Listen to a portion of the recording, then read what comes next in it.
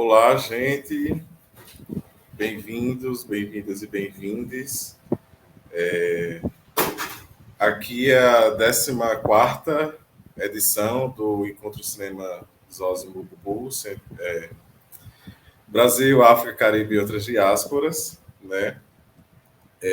Com grande satisfação, né, que hoje a gente vai debater a sessão Cotidianos Ancestrais e suas religiosidades, né? A curadoria esse ano do encontro é dividida entre a Ana Paula e a Janaína Oliveira, né? E hoje, agora, iremos conversar com...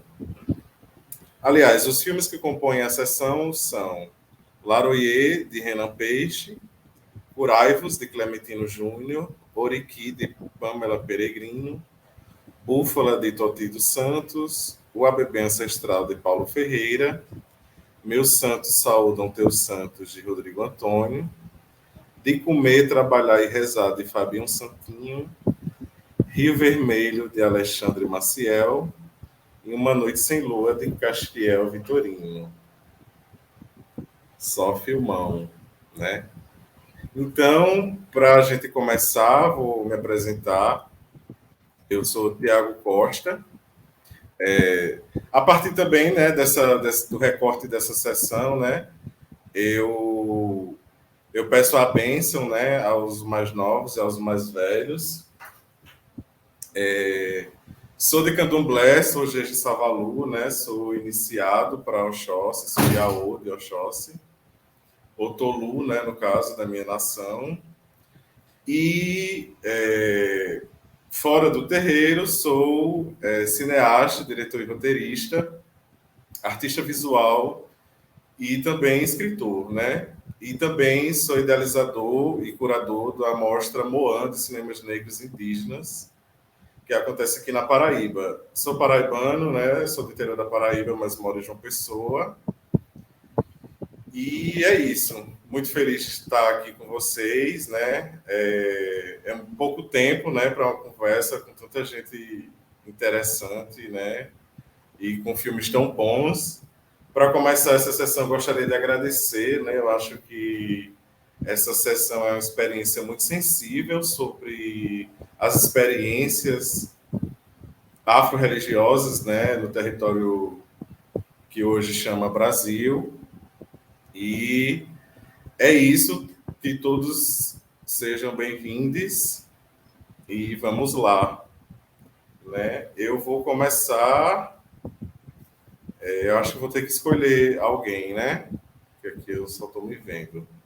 Eu vou começar...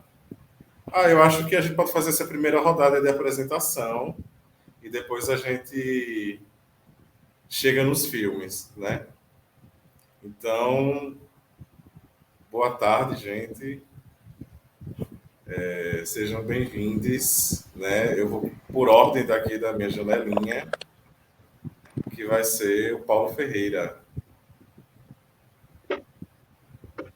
Primeiramente, agradecer essa oportunidade, né? Acolofé aos irmãos, bom dia, boa tarde. Não sei o momento que vocês vão estar assistindo isso. Eu sou Paulo Ferreira, estudante de Comunicação Social da UESC, filho do Orixá Oxalá, do Babalocém Laramó, do Ilê Xeldama Condal de Ijexá, um terreiro de Oxóssi, Mãe da Arabi, da tradição de Ijexá, aqui, localizado no Banco da Vitória, Ilhéus Bahia.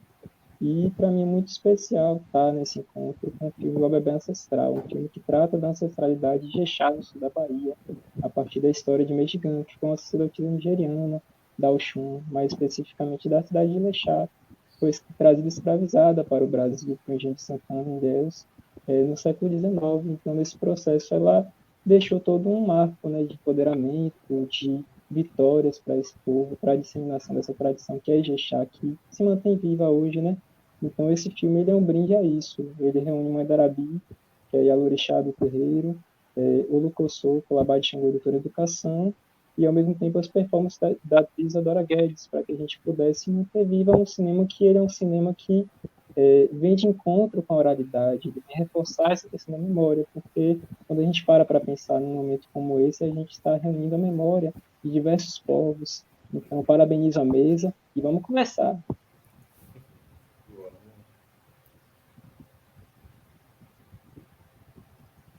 Rodrigo Antônio. Oi, Tiago. Oi, gente. É um prazer estar aqui, um prazer estar fazendo parte do 14º Encontro de Cinema Negro do Zósimo. Eu sou Rodrigo Antônio, sou de Belém do Pará. O meu filme aqui na mostra é O Meu Santo Sol do Teu Santos. É um filme processo, fruto da minha pesquisa em mestrado sobre memórias de famílias negras no documentário. Enfim, é um processo de retorno, de resgate de uma ancestralidade em torno da cultura afro-indígena no norte do país. Minha ancestralidade vem toda da Ilha do Marajó. Bem, eu estou no processo de documentação, registro e encontro com esses vestígios e memórias da história da minha família na ilha do Marajó, no Pará. É um prazer estar aqui com vocês para essa conversa. Obrigado, Rodrigo. Agora, tio Clems, do filme Curai-vos. Olá, bom dia, boa tarde, boa noite. Para quem é de boa noite, boa tarde, bom dia. Sou Clementino Júnior, estou muito feliz em estar mais uma vez no Encontro de Cinema Negro Zósimo Bubu. Dessa vez estou com dois filmes, estou com Curai-vos, que vamos debater hoje, e com o longa-metragem Trem do Soul, ambos respectivamente o 25º e o 26º dos 27 filmes que realizei ao longo da minha carreira, que se inicia em 2000, e muito feliz de mais uma vez estar aqui, compartilhando com tanta gente querida, tantos amigos, o próprio Tiago, que dividiu esse mesmo espaço virtual comigo com o filme dele no ano passado, e vamos conversar um pouquinho mais aí sobre nossas obras. Massa, Clemente. Obrigado. Bom reencontrá-lo. Agora, Fabinho Santinho, do filme De Comer, Trabalhar e Rezar. Bem-vindo. Oi, gente. Boa tarde. Muito bom estar aqui com vocês hoje. Da hora estar aqui por essa troca. A bênção, meus mais velhos, meus mais novos. Eu sou Fabinho, também conhecido como Fabinho Santim. A história do nome é porque sempre fala que o santo da casa não faz milagre. Eu falei, não, mete Santim aí, então, que nós faz muita coisa com o que nós tem e da onde a gente veio. Sou um moleque preto da periferia de São Paulo, fora de São Paulo, na real, sou de Embu das Artes, criado nessa cidade louca. Sou de Candomblé também, a Bian, mas vou me iniciar agora também, então tá sendo um prazer aqui estar com vários mais velhos, meu, putz, muito da hora isso. E é isso, sou diretor, roteirista, acabo trampando com produção, a gente sempre acaba fazendo mais de algumas funções, mas eu trabalho muito com operação de som também, dirigi alguns filmes, esse que vocês estão tendo a oportunidade de entrar em contato, que é o De Comer, Trabalhar e Rezar. Sou um moleque que tem muito interesse e apaixonadamente pelos pequenos gestos assim do cotidiano, então eu olho com muita fartura, com muito desejo, seja para os pedreiros, seja por essas profissões, pelos cantos de trabalho, pelo ato do trabalhar, é algo que permanece no meu imaginário, enfim, e como a gente usa isso para transformar nossa realidade, beleza? É isso, tô sempre começando, e isso. 24 aninhos aí, e vamos trocar, vamos que vamos. Valeu, Fabinho. Obrigado. Agora, Pâmela Peregrino, do filme belíssimo Ouriquis. Bem-vinda. Olá, boa tarde, com licença a todos, todas. Uma grande alegria poder estar aqui, poder fazer parte desse encontro que eu super admirava e poder estar agora com os cineastas, de uma alegria enorme estar do lado de vocês. Peço licença a todo o povo da Baçada Deus Ossum de Dejemim, a Yalorixá e Dejemim, a Yaquequere Odomiro Sodum, que são as pessoas que estão me acompanhando no fazer desses filmes com histórias de orixás.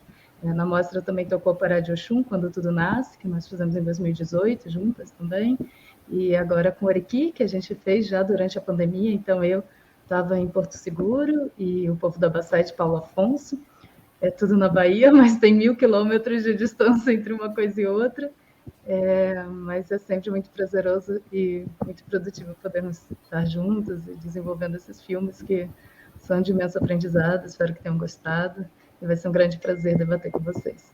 Eu também sou professora de artes na Universidade Federal do Sul da Bahia, né? Por isso eu moro em Porto Seguro, mas eu sou nascida no Rio de Janeiro, onde eu tive também o prazer de conhecer o tio Clem, o Clementino, que eu gosto muito e admiro imensamente. É um prazer enorme poder estar compartilhando essa mesa ao seu lado e ao lado de todos vocês. Então, estou muito feliz de poder estar aqui. Muito obrigada. Obrigado, Pamela. Bem-vinda, coração aí. Agora a gente vai para Alexandre Maciel, o filme Rio Vermelho. Né? Bem-vindo, Alexandre. Obrigado. Boa tarde a todos. É um prazer estar aqui. Me sinto muito acolhido e estou com o coração aberto aqui para o aprendizado. Estou doido para ver os outros filmes também e trocar ideia com vocês. Né?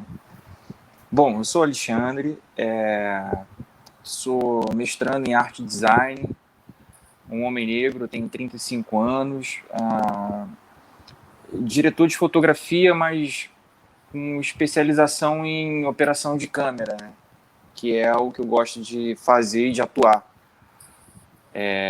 Acredito que existe um poder no ofício, né? Eu vejo minha profissão como um ofício, assim, tento levar como um ofício artístico, né? Então eu gosto também da relação de trabalho, gosto também de ver beleza nas coisas simples e traduzir isso numa atmosfera para a tela, né? Esse cotidiano, essa normalidade, esse dia a dia. Bom, é isso. Eu fico muito feliz do meu filme estar dentro desse espaço, dentro desse festival. Eu fico até surpreso com isso, assim, porque é um filme completamente independente, feito de um homem só, que sou eu.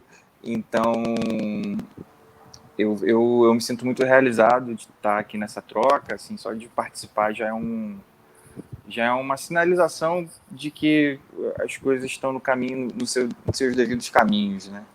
Então, religiosamente, eu não sou ligado a nenhuma religião, né? Mas o meu movimento de agora, o forte dele é o movimento estético, né? Até pelos estudos assim, de arte e design. Então, através da estética, eu tento trazer elementos, signos, imagens, movimentos que, ora, foram separados, segregados ou taxados como menores, e eu tento trazer esses elementos para serem vistos de uma maneira belíssima, assim, de uma maneira bonita, de uma maneira que exalte. Então, Rio Vermelho, o meu filme é isso. Ele é a minha retratação assim de uma festa lindíssima, de uma comunhão muito bonita, de um povo muito bonito que somos nós, né? Então, acho que o meu movimento agora é trazer essa pílula, né? O filme é um curtinho, assim, um pedacinho bem pequeno, mas também pela minha formação, eu sou publicitário, então eu acredito que, às vezes, as mensagens em 15, 30, 45 segundos, 60 segundos têm muito poder, né? Então eu estou usando essa ferramenta de uma narrativa bem curta, mas com grande impacto. Eu acho que é um pouco disso, assim, é um movimento assim, de dizer que a gente é bonito, de que a gente é forte, de que a gente tem um valor dentro da gente, né, assim, e utilizando as ferramentas artísticas para isso, né, acho que é um olhar muito interno, um olhar para a gente, é um olhar de descobrimento também, assim, e obrigado por esse espaço em que eu posso compartilhar isso. Obrigado, Alexandre. Agora, Renan Peixe, está aí?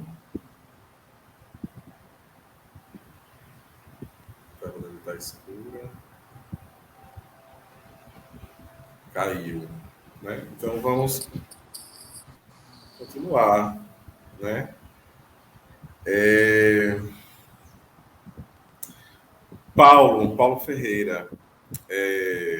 Gostei muito do filme, né? Gostei também da ressignificação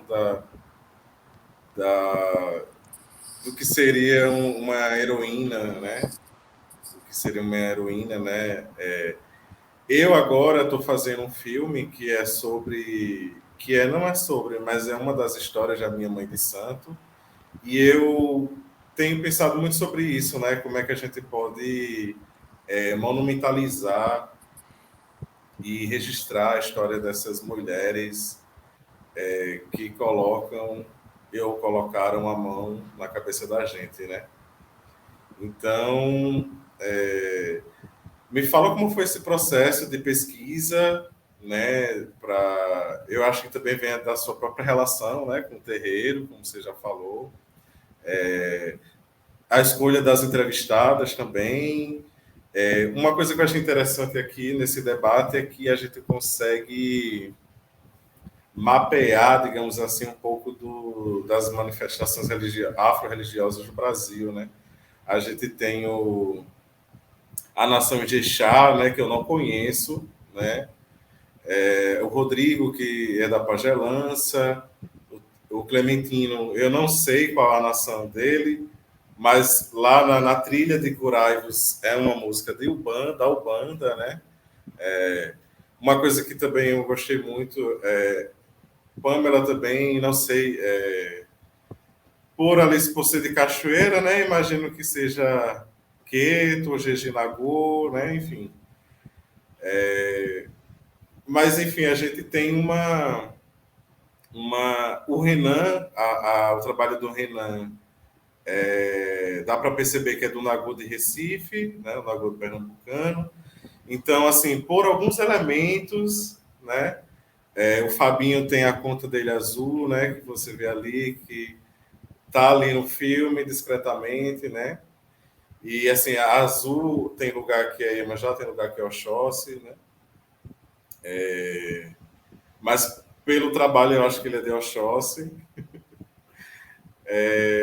E é isso, Paulo. Fala um pouco desse processo do teu filme, dessa né? Antes de gravar, né? Depois a gente volta para a Renan se apresentar. Primeiramente, como eu falei, eu também sou estudante de comunicação social da UESC, né? Então, a inquietação para fazer esse filme veio a partir de uma disciplina de vídeo educativo que foi ministrada pela professora Betânia Maria Vilas Boas Barreto, a quem eu agradeço muito. Mas, assim, falando sobre essa questão de pré-produção, né? No terreiro a gente tem uma questão muito forte, que é justamente o conceito de Ofó, o poder do Ofó. O que é o poder do Ofó? É o poder da palavra encantada. Então, a gente tem uma outra forma, na verdade, de se colocar no mundo, de falar sobre as coisas e de pensar que a tradição oral ela existe porque você tem palavras que são repetidas geracionalmente. Então, para você persistir milênios através da oralidade, essas histórias, essas narrativas, elas foram repetidas muitas vezes. Então, nesse processo dessa pesquisa, né, também, não deixa de ser uma pesquisa, eu conversei muito com a minha comunidade, para saber o que eles queriam trabalhar nesse processo. E o que veio muito forte era justamente essa necessidade da gente falar sobre essa história do Ijexá, porque se você pesquisar no Google, não que seja a melhor referência do mundo, mas se você pesquisar Ijexá, o que você vai encontrar logo de primeira? Ritmo. Ritmo também? Mas a gente tem essa tradição. E no caso do candomblé especificamente, cada casa ela tem uma história muito específica, muito especial. Então, nesse caso, eu estou seguindo o viés do feminino, porque essa ancestral Mejigã, ela foi uma sacerdotisa da Orixá Oxum. Então, o viés que guia esse filme é o viés do feminino. Então, por isso, mulheres, para poder ter esse protagonismo, apesar de eu ser homem, mas por isso que eu escolhi mulheres, por isso que eu escolhi mulheres para poder narrar, para que a gente pudesse se aproximar dessa dinâmica. Então, ao longo do processo, uma coisa que foi muito forte também foi justamente essa dinâmica de a gente pensar assim, poxa, como é que eu represento um orixá? Porque se você para pensar num documentário em si, enquanto linguagem, é natural que você pense, poxa, eu quero fazer um documentário sobre a comunidade do Tiago. Então eu vou lá, ô Tiago, qual é o seu número de telefone? Posso ligar para você? Vamos marcar, vamos conversar? Ok, mas eu tinha um ancestral que não é mais viva, obviamente, porque esse processo foi no século XIX, eu não poderia entrevistá-la. E da mesma forma, eu não poderia também entrevistar um orixá.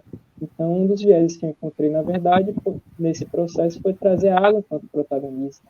Porque Oxum, quando você para pensar nela, enquanto representação do feminino, ela está atrelada também com a água, ela está atrelada com a natureza, e os orixás são isso. Então, esse material ele é pensado na pré-produção enquanto um viés educativo mesmo. Então, a escaleta, todo o processo desse documentário é um viés educativo. Parte dessa coisa que Capcom fala, que Freire fala também, da gente pensar nas ideias prévias do educando, para que a gente possa atrelar essas ideias prévias de alguns conceitos que são comuns, digamos assim, sobre Candomblé e desconstruir eles. E a gente faz como? Quando a gente parte do cotidiano. Então, essa é uma narrativa que ela dá aquela impressão, assim, um pouco de bastidor. Ele não é um filme perfeito, eu acredito que não existe um filme perfeito, mas a minha preocupação com esse filme não foi ter a fotografia perfeita, o som perfeito, mas dar protagonismo a pessoas da própria tradição. Então, são pessoas majoritariamente da tradição de deixar na frente e atrás das câmeras.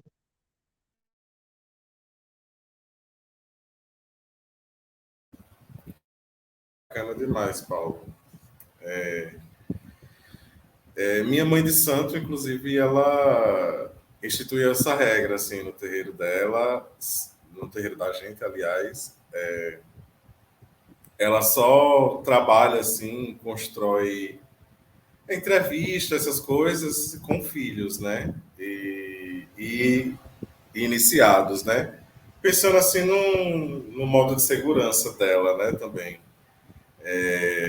E eu acho muito importante também a gente, enquanto filhos, que estamos instrumentalizados, né, com essa tecnologia do cinema, a gente poder pensar na historiografia da nossa comunidade, que também é da nossa cidade, que também é do nosso estado, que também é do nosso país, né, enfim. E pensar essa construção, né?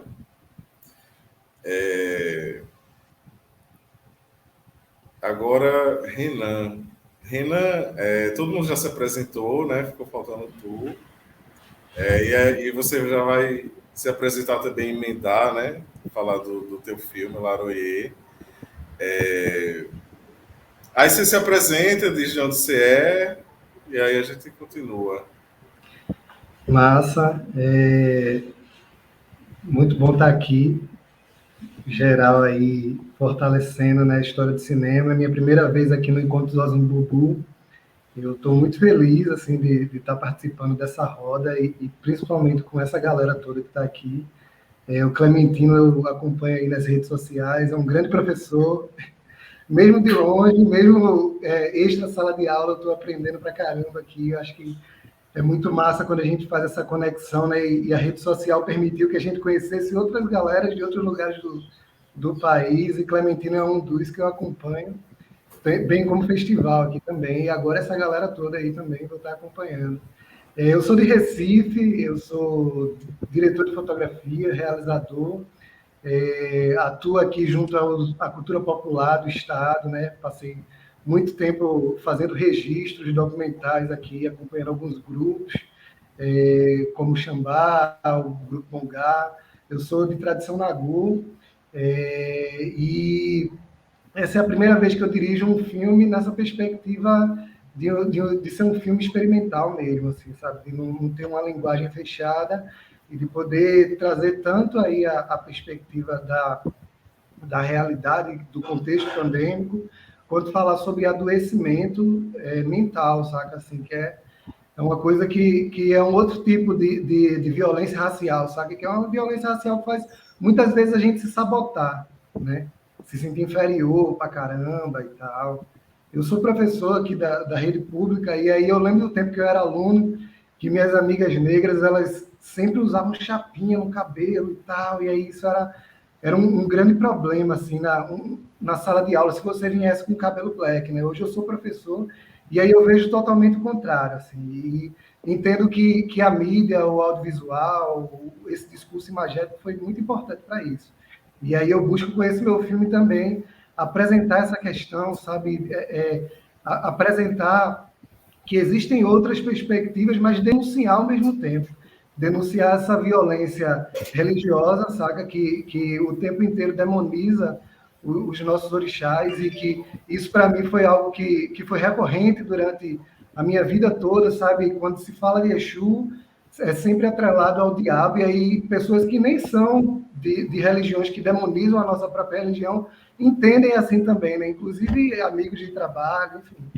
É algo que está muito enrustido ali dentro dessa sociedade, sabe? Então, o filme ele vem para botar isso na roda, assim, sabe? Questionar esse discurso religioso que o tempo inteiro está inferiorizando a nossa religiosidade, e mostrar que a gente também é outra coisa, sabe? Que Exu, ele não é o diabo, sabe? Que Exu, ele não pode estar sendo atrelado a essa visão cristã, sabe? E que faz com que muitos de nós neguem a nossa própria religião, sabe? Quantos amigos eu tenho do candomblé que no próprio espaço de trabalho não dizem que são do candomblé. E aí isso não é culpa deles, né? E não, mas porque não está firmado nas suas raízes? Não, isso não é culpa deles. Assim, a gente é que sabe, e a gente precisa denunciar cada vez mais isso, que isso é culpa de uma estrutura, de um racismo estrutural, sabe? De um racismo religioso que está incrustado dentro do nosso espaço, dentro do nosso contexto.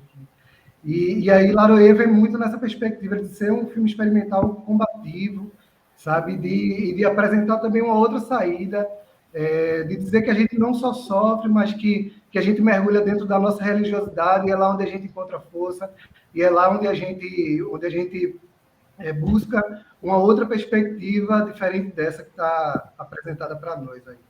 Mais ou menos por aí. E assistam. Realmente, acho que uma palavra que definiria essa sessão é inspiração, né? Essa sessão inspira muito. Laroyer, inclusive a edição desse ano do encontro, a epistemologia de Exu, né, dispara, né, essa sessão desse ano, né? E eu gosto muito do filme, que ele, quando ele acaba, ele me deu uma sensação que ele está antes do começo, né? Como se a cena final fosse o começo de algo, né? Gosto muito também dessa relação com as notícias, né? Com as notícias, que Exu é isso, né? A comunicação, a notícia. Também gosto muito da relação, nem sei se você pensou nisso, mas de não caber, né? Essa coisa de não caber, quando a personagem ela não cabe no banheiro, né? No banho, e depois você fica fazendo, né, um corte disso de não caber, e depois o chuveiro vazio, né? Então isso me trouxe essa sensação desse espaço que a gente tem, que a gente quer, que a gente merece, né? E que é nosso também, né? Isso.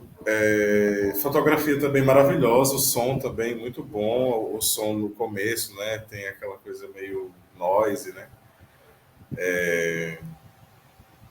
Isso.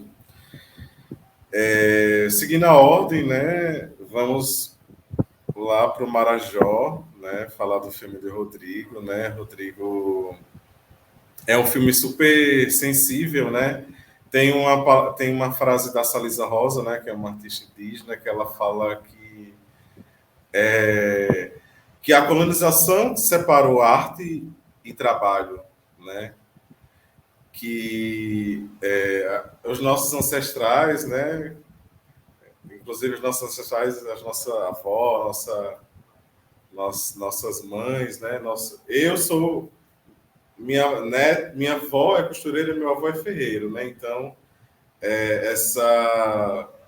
esse fazer manual sempre esteve embutido, né, na nossa vida também. Meu pai é escultor, né? E a Salisa Rosa ela fala que a separação, a colonização separou, né, a arte e trabalho, e a gente aqui ritualiza a vida, né? Então eu vejo que o filme do Rodrigo ele ritualiza a vida dele, né? E essa relação com a pagelança, né? A própria justificativa do filme também fala um pouco que o filme também é sobre essa relação de descoberta, de, de retomada também, né? De pegar o que é seu, né? E é um filme muito especial, também muito íntimo, né? É um filme muito corajoso também de poder dividir essas questões, né? A gente sabe que essas questões de santo, enfim, são questões bem íntimas, né? E a gente dividir em um filme é muita coragem, né? Então, se você puder falar um pouco, né, o que te motivou a fazer esse filme, né? Também, para mim, enquanto paraibano, né, é muito bom acessar a pagelança através do seu filme, né? Então tem esse fio condutor também. Enfim. Obrigado, Thiago. Sim, são muitos processos ali, mas eu acho que a ideia de retorno, para mim, foi fundamental. Assim. Eu estava há 10 anos sem ir à Ilha do Marajó, um lugar que é o lugar da minha memória afetiva de infância. Assim, né? Eu cresci lá, minha família inteira, por parte de pai e mãe, é do Marajó, então cresci nos banhos de rio, no respeito da hora, né, do descanso. Então, o universo de uma mentalidade que eu acho que é bastante amazônica também, assim, era algo muito presente para mim. E que eu estava há um tempo realmente desconectado, morando fora, depois morando em São Paulo, então eu retorno ao Pará e à ilha em 2018, assim. Meus avós são falecidos, então foi realmente uma viagem de retorno àquela casa. Assim. Eu pedi a chave ao meu pai e entrei novamente ali na casa onde eu havia vivido grande parte da minha infância. E foi um processo de se ver mesmo ali, em tudo, né? Foi bem importante para mim o processo de retornar, ver meus bonecos guardados, como minha avó guardava ali, né? Os discos que ela colocava para a gente escutar também ali do mesmo jeitinho. Eu acho que tinha um lugar de espera mesmo. Mas assim, a indagação do filme nasce muito dessa ideia de consumir muito, de gostar muito do estilo de documentário performático, enquanto estilo, enquanto pesquisa também, e pensar que eu não poderia desenvolver um tipo de filme daquele. Assim, né? Eu não tinha imagens, eu não tinha arquivos. Que memória era essa que eu queria acessar para construir ou reconstruir a memória dessa família?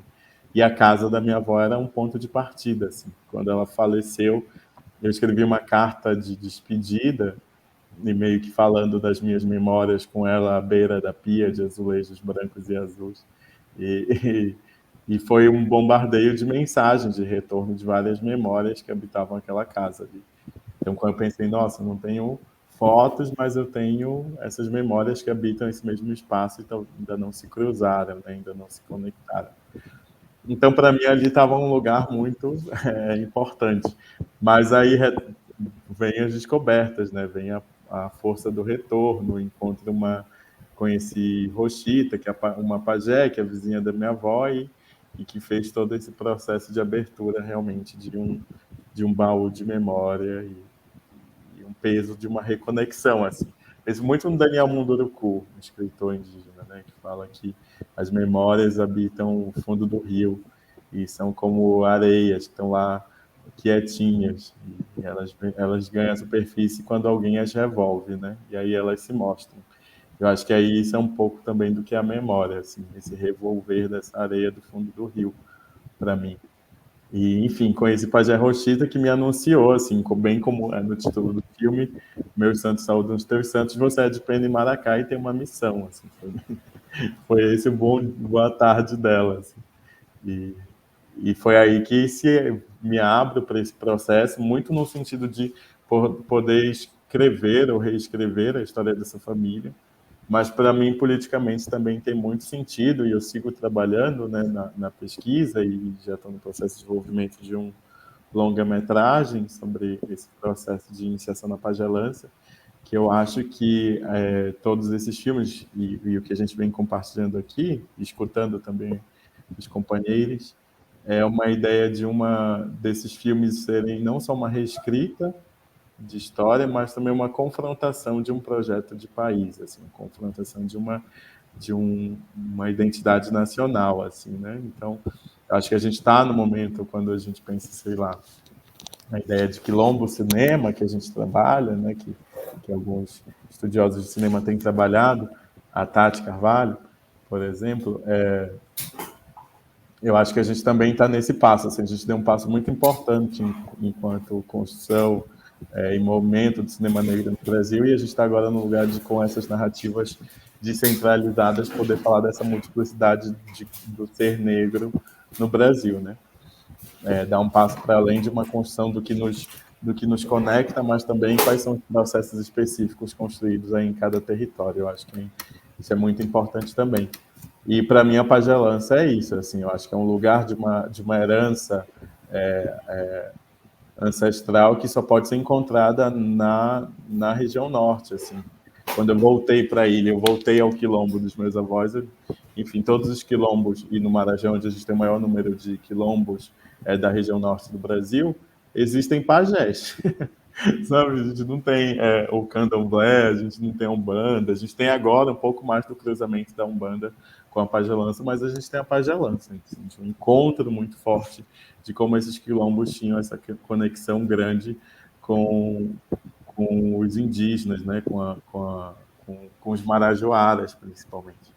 Então, para mim, eu acho que é poder, através dessa história íntima, né, e de uma herança pessoal, poder também contribuir aí para a gente falar dessa multiplicidade, desses vários atravessamentos de uma ancestralidade diaspórica, né, e das conexões também com os que aqui já estavam, assim. Então, acho que é um pouco por aí. E aí eu fiz questão de poder falar do meu processo de dúvida também, né? Eu acho que não, aceitar essa ancestralidade ou essas missões não é porque eu sempre, né, estou totalmente aberto. Eu não sei, não sabia se estava totalmente aberto e como isso viria. Então eu assumo também um lugar muito de uma pessoa colonizada já, né, de uma pessoa da cidade que volta para ali nessa busca de pertencer, e esse pertencer não é simples, né? Então eu quis ir pelo campo de expor uma dúvida mesmo, né? E a não resposta. Eu acho que a não resposta foi o que eu prezei nesse primeiro momento do curto.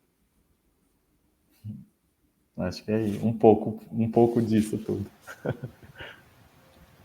Muito rico, Rodrigo, né? Dá para tirar várias coisas, né? E essa coisa de se colocar na dúvida, né, é muito característico, né, porque a gente foi muito borrada, é muito borrada a nossa sexualidade, né, a gente não conhece, né, eu, por exemplo, tenho etnia indígena também, mas também não sei, né, quem eram, né, enfim, Brasil. Clementinho, Curai-vos, filme curtinho, mas muito forte, né? Você é um grande ator, né? Você ali rapidamente capturou, assim, né? Com o olhar, toda aquela relação, né?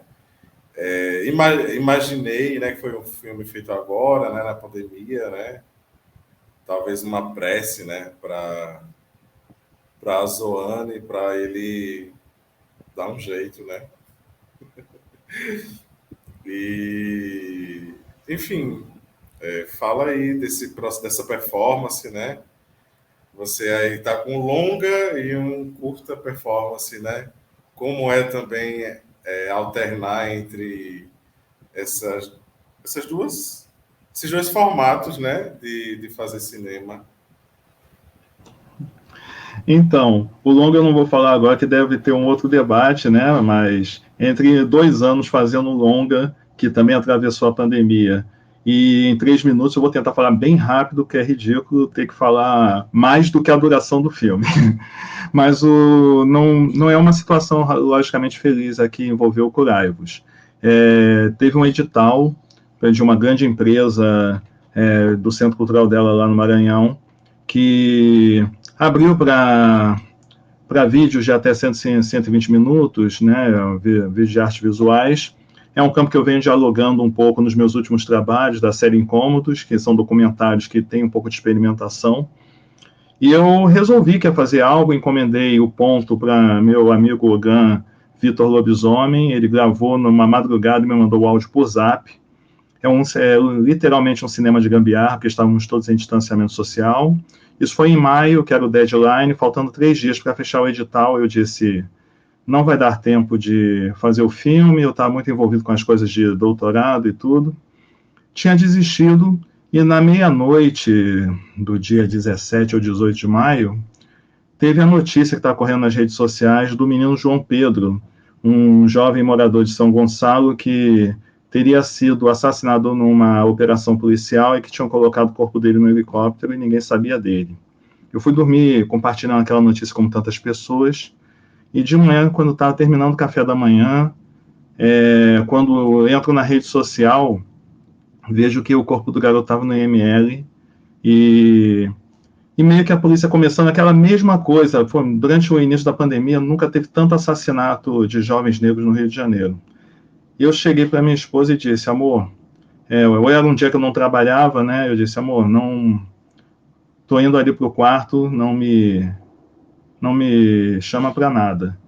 Peguei uma manta marrom, por acaso está aqui do lado, um abajur, que foi a última vez que ele funcionou, foi nesse dia, uma bacia de água e a minha câmera, e fiquei durante 10 horas inventando essa performance, sozinho.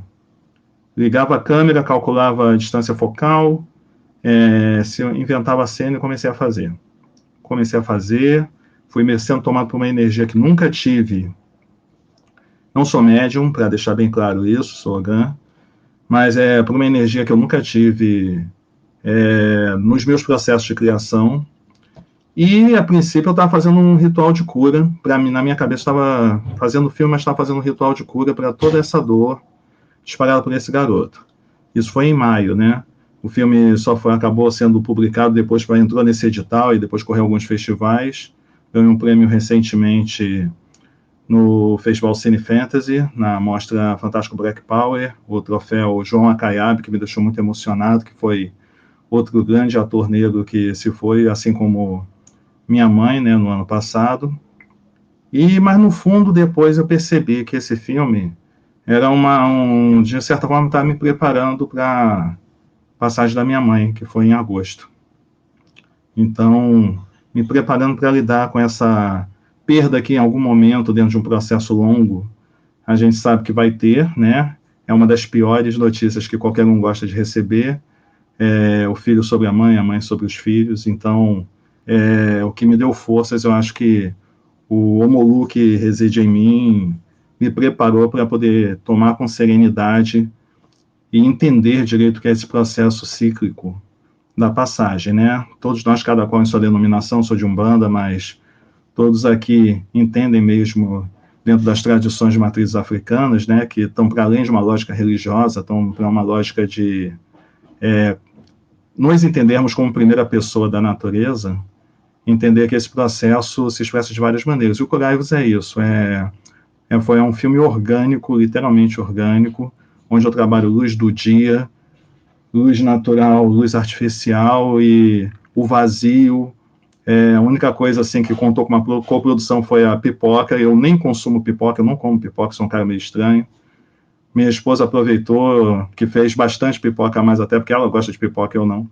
Mas foi assim, esse foi o processo, né? As coisas de Omolu tentando nos ajudar também, dentro dessa situação de Covid, a passar por esse processo de cura. E é aquela coisa, né? A gente faz o filme é processo, o filme é feito também para atingir os demais, mas às vezes assim, só o próprio processo do filme já justifica ele existir. E o Curaivos veio estar aí para provar isso, pelo menos na minha filmografia.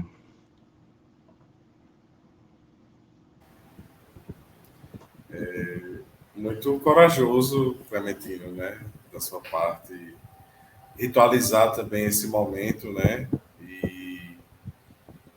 E às vezes, eu quase sempre, assim, pelo menos para mim, né? A arte também tem essa função de transmutação, né? De transformar mesmo certos sentimentos, certas histórias, né? E fazer com que a gente siga, né? Porque também, às vezes, a gente também fica muito dependente, né? Também dessa produção. Fabinho Santinho. Muito.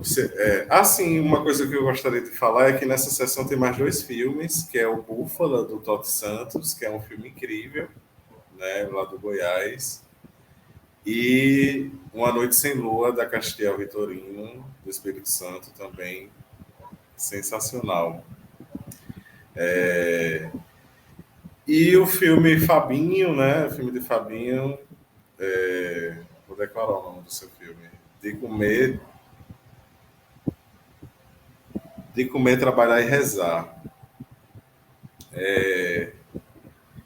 E tem essas 3 palavras tem no filme, né? A comida, o trabalho e a reza, né? É um filme, eu adorei, assim, para mim ele versa com a foto performance, com a música, né? Tem essa coisa. Também fiquei curioso para saber essa sua relação com a música, porque às vezes parece um clipe, depois um filme, depois uma performance, depois uma foto performance, né? E o que eu acho isso incrível, né? Eu queria saber como é que foi essa coisa de... uma coisa que eu percebi muito foi uma certa intimidade sua com a câmera, e eu acho que não era nem com a câmera, era com o ambiente, né? Aí depois no filme que eu vi, né, que foram seus amigos que filmaram, sua família que participou, né, da filmagem, né? Como foi esse processo, essa coisa que tu falou de investigar os movimentos cotidianos, né? Também os movimentos de trabalho. Tem 2 artistas que eu gosto muito que também trabalham a partir dessa memória de ser filhos de pedreiro, que é o Gilson Plano e a Ana Clara Tito, né? Então eles trabalham com essa memória e quero saber mais de tu, né? Dessa tua composição, das músicas, do filme, da direção, da composição do figurino, né? Ali da sua mãe, enfim, conta aí. Ah, beleza. Obrigado pela convocação, Ti. Já para te responder, é o Chossi mesmo. Tô aqui todo de branco, Não, na eu tinha certeza, quando eu vi assim, você paz de misturando Oxalá, tudo, mas é do Chossi. quando eu vi você misturando tudo, assim, super inquieto, ali, música, ficção, doc, aí depois eu vi a conta azul, eu disse, tem que ser. É isso, certeiro. E acho que tem É isso mesmo que você falou, essa inquietação de querer borrar tudo, assim, né? Então, eu sou arte educador também, de música. Eu trabalho muito com música, tenho alguns coletivos, enfim, aqui na região de Embu das Artes, que a gente faz um som. Só que também É isso, sempre tô me lançando, assim, e me permito muito aí a entrar em novos espaços, a conhecer novos espaços. E aí, um desses contatos que eu tive foi com. Ai, meu Deus, agora. Ai, não vou lembrar o nome dela. Mas que sempre tá com o Dinho Araújo. Enfim, que trabalha com performance também. E foto, com fotografia e performance. E aí, um desses encontros com o Dinho, eu comecei. Isso me chamou a atenção, isso da performance. E um desses processos que a gente fez, esse encontro, foi o processo do Lava Pés. E aí que me despertou, putz, isso me tocou algo, assim, mexeu em algo. Como é que foi esse processo do Lava Pés que eu fiz com o Dinho? Nossa, a gente tava no centro de São Paulo e, meu, quem foi em São Paulo sabe como é que é um caos, assim. Ali as realidades estão escancaradas nessa cara. E estavam tendo pessoas em situação de rua passando e tudo mais. E aí até houve um bafafá, assim, porque o pessoal que tava nessa prática, que era uma oficina, eles estavam lá e não queriam lavar o pé de ninguém, assim. E aí eu falei, não, quero lavar, quero sentir. E quando eu faço esse processo do lava-pés no meio da rua, assim, no meio de São Paulo, eu começo a entrar em contato com muitas memórias da minha família, dos meus tios, assim. Eu lavo eu, nesse processo de lavar pés de um homem negro que eu não conhecia, em situação de rua que eu não conhecia, tipo, me faz ter contatos com memórias dos meus tios, assim, como se passa tudo a milhão. E aí isso me chama muita atenção. E eu falei, putz, quero experimentar isso novamente. E aí foi esse o primeiro pedaço desse curta, né? Que é esse processo de lava-pés que eu faço com a minha mãe e com a minha avó. E a música que tá cantando é uma reza que minha avó me ensinou. Minha avó, por parte de mãe, é sergipana, e eu sempre admirei muito não sei se dá para chamar de catolicismo, mas acho que acho que é uma releitura popular, assim, e preta, principalmente, é uma releitura preta do que é o catolicismo, né? Porque eu sinto que tem um poder na palavra, assim, da minha avó, eu sinto que tem um cuidado e tem uma magia, assim, e não magia num lugar, assim, ficcional, mas que funciona, sabe, assim? E, tipo, essa reza que minha avó canta nesse primeiro pedaço do curta, ela acontece ela é cantada lá em Sergipe, né? Especificamente Ferro Velho, que é onde minha avó mora, quando havia seca. E aí não tinha chuva, assim, e a galera tava morrendo por seca. Então fazia essa promessa de ir até o poço e, e tocando banda de zabumba também, que são uma espécie de variação da banda de pífano. E aí tocando esses instrumentos, tudo, até o poço rezando essas rezas, e aí chovia, quando eles faziam essa promessa e faziam essa caminhada. Então, eu sempre tive muito essa admiração, assim, e sempre ouvi muito atentamente as rezas da minha avó, as rezas de minha mãe, mesmo eu sendo de São Paulo e minha avó sendo de Sergipe, toda vez que eu ia lá, eu ouvia muito atentamente, assim, isso me chamava muita atenção. E isso vim também perceber que, tipo, se refletia muito na minha mãe, né? Como que ela trazia essas rezas para cá. Então, esse foi o primeiro processo, a primeira parte do curta, é, que é composto de 3 partes. A segunda, isso do de comer, tem. Que a segunda eu tô trazendo um canto dos trabalhadores aqui que passam na rua, então é o cara que vende verdura, que vende fruta, e eu sampleio isso e releio com todo o maior respeito. Por quê? Que eu tenho essa brisa muito forte de. Gente, na pandemia o que eu mais fiquei fazendo é indo pra minha janela e ficava gravando, assim, o som, né? Eu tenho essa pira do som, assim. Então eu ia e ficava gravando as pessoas falando na rua e tal, porque eu não podia sair de casa. E aí passava o carro do som, ficava horas ouvindo aquilo. Não, preciso recriar, preciso recriar. E aí eu cheguei nesse som, que é o Carro da Laranja. E que também eu acho que é em algum aspecto, tem a ver também com a fartura de Oxóssi, né? Que é o momento que aparece, que eu revelo o fio, e ele tá ali timidão, como você disse, mas tem muita fartura, e um orixá considerado da fartura, não só do material, né? Mas a fartura de alegria, a fartura de emoções, enfim, em todos os aspectos, mas essa mesa cheia me lembra muito Oxóssi, assim. E, e aí foi isso, foi uma releitura que eu fiz, deu um bafafá também, que eu quase quebrei a geladeira e já ia ter que pagar o que eu não tinha dinheiro, que era da minha mãe. Eu fiquei, não, mulher, calma. Mas foi muito gostoso reler aquilo também e tentar aproximar essas, essas leituras ancestrais, assim, que eles já faziam, né? Então, por exemplo, tinha um que ali de um certo gesto que talvez fosse do catolicismo, mas eu com aquele fio que, tipo, me remetia a uma outra, uma outra espiritualidade, uma outra religião que, tipo, mano, pra mim eu tava vendo Oxóssi, assim, não via Jesus Cristo na Santa Ceia, sabe? Eu via Oxóssi nos trazendo muita fartura e agradecendo muito, então.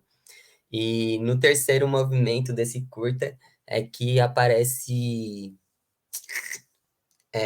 a questão do trabalho, né? E aí tem disso da minha família, basicamente, muito trabalhadores de obra, mestres de obra, pedreiros. Minha mãe é doméstica, meu pai instala TV a gato, e na quebrada, acho isso muito louco. E é isso, então sempre tive essa relação de bater laje, né? De ver as pessoas no mutirão, e isso sempre me chamava atenção.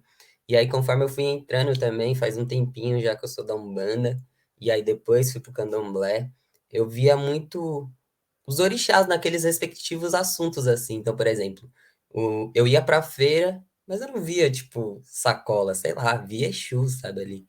Via Exu, cultuava Exu ali na feira. Tipo, meu, nunca vou na feira sem deixar umas moedinhas debaixo da barraca, porque eu via o dono da feira ali. Então, tipo, a mesma sensação que eu tenho no trabalho, assim, quando eu tô mexendo sei lá, quando eu tô vendo os pedreiros ali, sei lá, você falou disso do Ferreira, eu tô vendo sei lá, eu tô vendo às vezes Oxóssi, eu vejo essas pessoas que são entidades vivas e que são ancestrais também, né? Acho que uma coisa que eu tenho aprendido e tentado aceitar também, que não acho que é fácil, é, mas de que a gente está sendo ancestrais, assim, em certa medida, né? Nossa passagem aqui, enfim, seja como lá vocês queiram chamar, acho que a gente já estamos sendo, né? Ou estamos construindo algo para ser. E aí, que a gente vai querer deixar, sabe, assim? Então, eu bebo muito desse lugar, assim, de tentar mesclar tudo, seja da música, seja da performance, seja do cinema, e tentar borrar um pouco também essas paredes, né? Que estão tão sólidas, assim. Às vezes as coisas precisam ser um pouco borradas e às vezes eu falo, é um clipe aí, ó. É um álbum visual, às vezes é um curta, e tá tranquilo também, assim. E para mim tá, tipo, muito, muito tranquilo. Mas eu tenho também muito, como o Renan falou, e achei isso legal, eu tenho muito essa proximidade mesmo com a cultura afropopular, enfim. Porque por causa disso, minha família vem dos dois lados, né? Tanto paterno quanto materno vem de um lado de promessa. É, do lado paterno, a gente tem Filha de Reis. E que essa Filha de Reis começou porque os homens negros estavam morrendo. E aí, a promessa é que todo ano a gente sai com a Filha de Reis, sabe? Isso é muito forte. E do lado materno também tem essas promessas, só que manda de zabumba, né? A família, por parte de pai é mineira, por parte de mãe é sergipana, mas essas promessas, essas outras maneiras de rezar ali, e que eu acredito que eu fazendo esse curta, eu tô botando uma maneira minha de rezar também, quando eu lavo os pés da minha mãe, assim. Tô tentando aprender e tô tentando colocar maneiras minhas de rezar, sabe? Quando eu canto, acho que é isso, acho que são encontros, assim. E eu tô tentando marcar meu ponto, né? Eu sou jongueiro, faço parte do coletivo de jongo, e a gente tem disso no jongo, né? Tipo, um canta um ponto, e aí o outro amarra um outro ponto. Então, acho que vai criando uma trama inteira, né? Acho que o que eu tentei fazer é mais colocar um ponto meu, assim. Tipo, ó, minha família vem desse lugar, e vem desses outros lugares, bebe tudo isso, e eu bebo dessa maneira, isso tudo, sabe? Bebo com todo respeito e carinho, tento devolver da melhor maneira possível, assim. E até para terminar, só para falar, que acho que tem tudo a ver com isso que você falou, da, do espaço da arte, né? Do fazer, assim, que nos permite muito a elaborar. Eu penso muito isso, assim, como arte educadora. Às vezes, tipo, você só precisa elaborar um monte de coisa que tá aqui dentro, e não é nem, digo, tipo, responder, né, dar uma resposta. Às vezes você quer dar uma resposta também, mas às vezes, sei lá, acho que como o Clementino, tipo, você só quer embalar, às vezes você só quer elaborar uma situação, e que não necessariamente é responder, assim. E é isso, por falar disso, que minha família aí tem umas coisas, ancestral indígena, que é também afro-indígena, que é banda de zabumba, minha avó, minha bisa era macumbeira também das boas, mãe de santo, e aí eu fui herdando essas coisas e fui elaborando, assim. Espero que quem venha depois de mim elabore muito melhor também. E borre muito mais do que eu, assim. Por aí.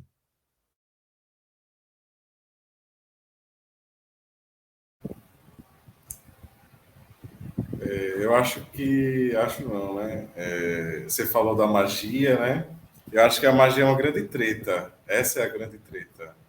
Porque a gente opera magia, né? A gente. E por isso há uma, uma violência, né? O racismo religioso, né? Uma perseguição, né? Porque a gente opera essas magias e a gente vê ela acontecer, a gente sabe disso. E, e isso também nos potencializa, né? A magia, a própria intuição, o instrumento, né? A própria memória. E, inclusive, por falar em magia, os oriquis, né? Os oriquis, que inclusive, eu estou em um trabalho agora pesquisando os oriquis, e para mim é um feitiço, né? Os oriquis, porque oriqui, né? Ori, cabeça, que é anunciação, né? Então, são essas anunciações da cabeça, né? E existe oriqui orixá, que é o que mais foi protegido aqui no Brasil, porque tem uma função, o Oriki Orixá, né? O Oriki Orixá, ele traz os voduns, os orixás, os inquices, mas também tem Oriki de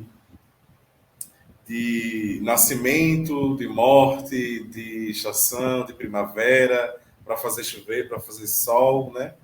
Essa reza da sua avó também é um princípio do Oriki, né? Então, ela acessa essa memória do Oriki sem nem conhecer o Oriki, né? Então, como duvidar dessa magia, né? Que tem nas nossas mãos, né? E o filme Oriki, se eu não me engano, ele viralizou um pouquinho, né? Ano passado, né? No momento de pandemia, eu vi ele em vários stories, em vários, enfim, né, em vários feeds. E é um filme muito bonito, né? Eu gosto muito aquela, né, que já vai falar do final. Eu gosto muito do final, quando tem lá os agradecimentos, né? Que você agradece as entidades, você agradece a sua mãe de santo, né?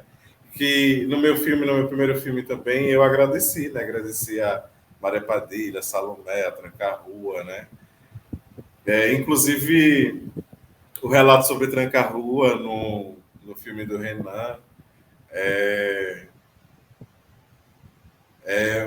é muito interessante aquilo ali, né? Assim, eu acharia ótimo, né? O casamento de Exu com Pombagira, né? Mas a forma que é dito ali é muito desinformado, né? E aí, Pamela, me fala um pouco sobre esse processo, né? Eu acho que é um filme que tem um cunho de instrumentalização muito importante, assim, pensando no material para a infância, né? Enfim, para todas as idades, né? Mas pensando também no material educativo, né? Como foi a pesquisa dos oriquis, né? Você já falou mais ou menos um pouco, né? Que é a parte das suas mais velhas. Também por que uma animação, né? Escolher contar o Itan a partir da animação. Por que Oriki também? Fiquei curioso para saber por que você escolheu Oriki. E falar se você também pretende fazer uma série, né?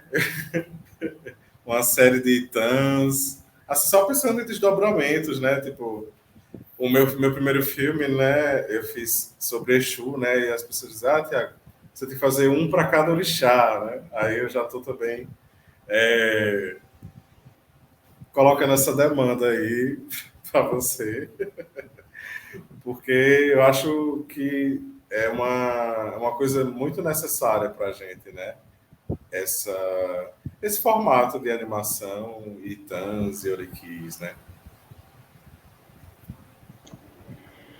O Oriki, ele foi realizado durante a quarentena, né? A gente até colocou, não exatamente como subtítulo, mas um filme de quarentena.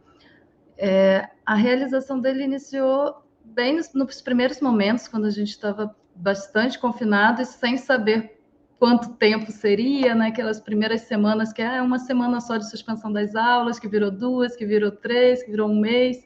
Então a gente não sabia, não tinha entendido ainda bem o que estava acontecendo.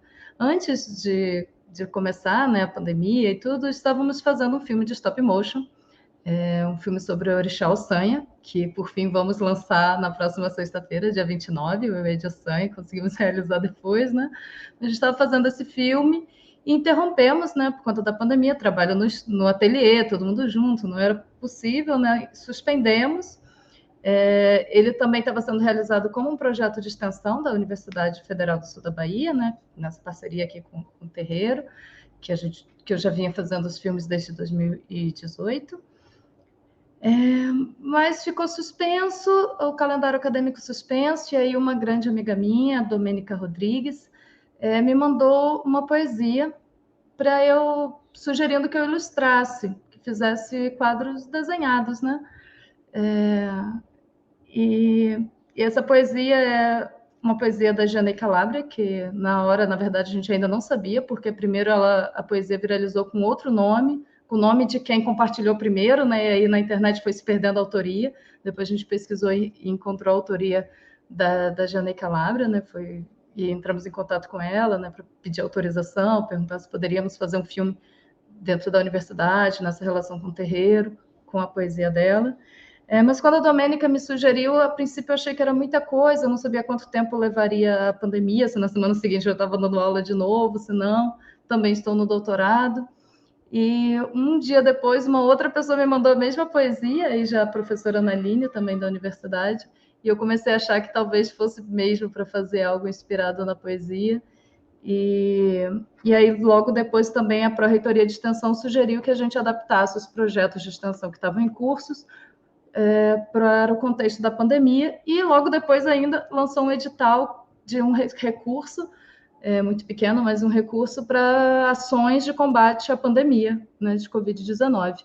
E eu escrevi o projeto de fazer um filme de animação, né? Aí, porque a animação é a técnica que eu venho trabalhando desde 2012. Eu entrei no cinema por conta da animação, eu era uma professora de história apenas, e eu fui aproximando do cinema como animadora, nunca fiz outra coisa senão animação. E aí concorremos a esse edital, né? Conseguimos o recurso, e aí conversei com a equipe toda, né, com os estudantes, e vamos fazer, mas não dá mais para ser stop motion, vamos fazer desenhado, para cada um fazer da sua casa, né? Vi quem tinha tablet de desenho, o que cada um podia fazer, cada um na sua casa, e com os recursos que já tivesse. E aí todo mundo topou, começamos a fazer.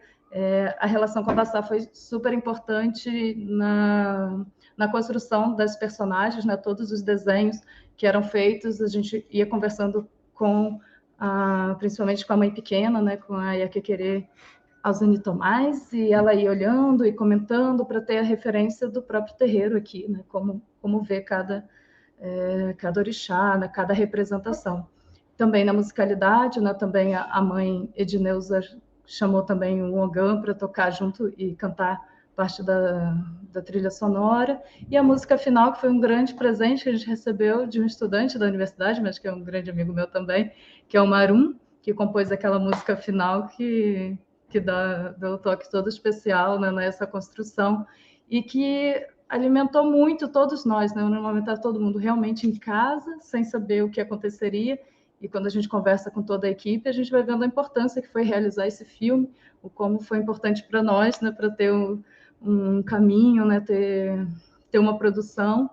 E conforme foi sendo divulgado, a gente foi vendo que também esse acalantar foi importante, principalmente para pessoas de terreiro, né, de ver, de algum modo, a sua cosmovisão sendo valorizada, reconhecida como algo de combate à pandemia, né? Temos muitas formas de combater a pandemia, mas fortalecer nossa subjetividade, nosso pertencimento, nossas origens negras é fundamental para ficarmos vivos, né? Para considerarmos a possibilidade de manutenção das nossas vidas. E além disso, né, durante o processo, a gente também realizou encontros de escrevivências que eram coordenados pela Domênica Rodrigues, essa minha amiga que foi a primeira a me mostrar a poesia, da Jane Calabria, e que a gente pôde ir costurando, né? A Domênica também é terapeuta comunitária, uma mulher negra maravilhosa de Olinda, Recife, e foi costurando esse fazer que nos fortalecia, né? Que nós, a maior parte de estudantes da universidade, o professor e também o pessoal da Baçá pudesse estar cada vez mais forte e se sentir seguro e buscar a esperança de continuar vivendo, né, continuar produzindo e esse haverá tempo, né, que a música nos lembra, foi fundamental assim para aquele momento específico da pandemia. Então, teve essa conexão nos projetos de extensão que a gente tem desenvolvido, não é uma ideia de extensão que a universidade vai até a comunidade e oferece algo alheio a essa comunidade, mas que é uma construção conjunta, né? Que a universidade tem muito que aprender e pouco pode contar se não é a partir dos saberes pretos, indígenas, e junto e fortalecendo os saberes. Então, a gente constrói junto com a Baçá, que é a relação que eu já tinha mesmo antes de ser professora, mas o Oriqui Especial teve essa característica de ser um projeto de extensão, então não posso deixar também de falar dessa relação da universidade, mas que buscou não seguir esse padrão muito eurocentrado, inclusive, né, da universidade, de trazer os paradigmas brancos e uma forma de construção que a comunidade é só um objeto, e não é esse o caso de como a gente está produzindo, porque somos nós mesmos, né? No fim das contas, a comunidade e a universidade são as mesmas pessoas, no nosso caso, que podemos estar no terreiro e podemos estar na universidade ao mesmo tempo, e nos sentimos muito agraciadas de poder fazer o filme, né? As imagens vão sendo recebidas, né? A decisão de ser fundo preto e linha branca veio por sonhos. A cena inicial, né? A gente estava fazendo o filme inspirado na poesia, né? Então ele começava com Iku, a morte circula o mundo, e a gente sonhando, eu e algumas outras pessoas tendo sonhos com Exu ou com encruzilhada, e aí eu converso com a mãe pequena, porque no começo do filme tem que ter uma oferenda, né? Então a gente representou essa oferenda também no começo do filme com o desenho, com a saudação a Exu. Então o próprio filme vai sendo também aprendizado dessa cosmovisão, mas mais que uma cosmovisão, né? Porque a visão também tem um paradigma eurocêntrico de pensar o olhar, a visão, mas essa epistemologia, né? Que é um saber completo, total, que inclui afetos, sentimentos e saberes e um modo de pensar o todo. Então, é isso. Fico muito feliz de poder ser a diretora desse filme, mas de alguma forma ele existiu em todos nós, né? Em algum momento.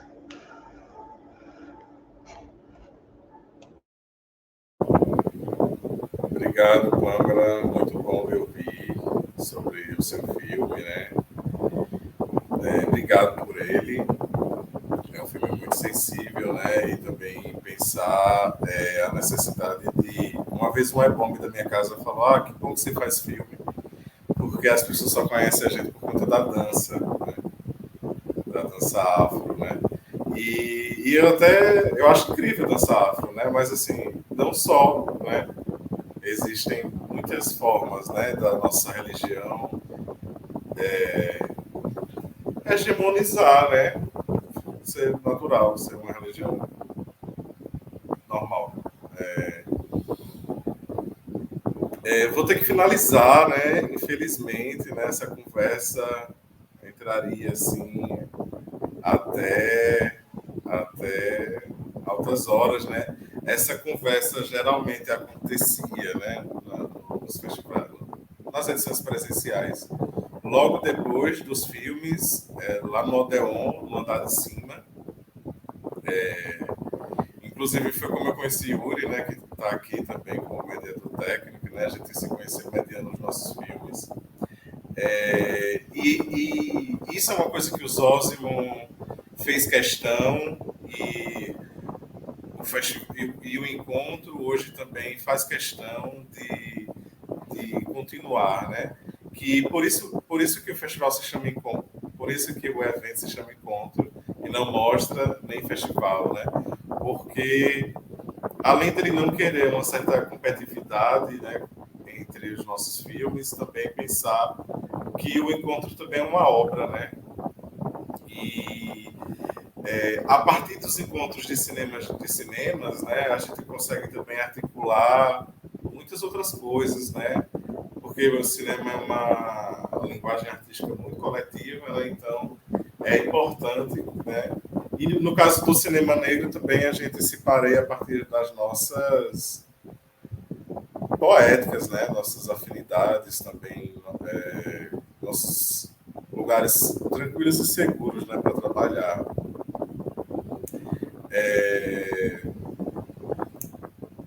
É isso. Muito obrigado, gente. A sessão está incrível. Espero que a gente se encontre em breve, né? Prazer conhecer vocês também, né? Que eu só conheci o Rodrigo. Muito obrigado também pela troca, né? Esse debate vai ficar disponível logo depois da sessão, vai ficar disponível 24 horas. As pessoas vão ver, né? Assim que terminar a sessão. E é isso. Axé pra gente. E muito obrigado.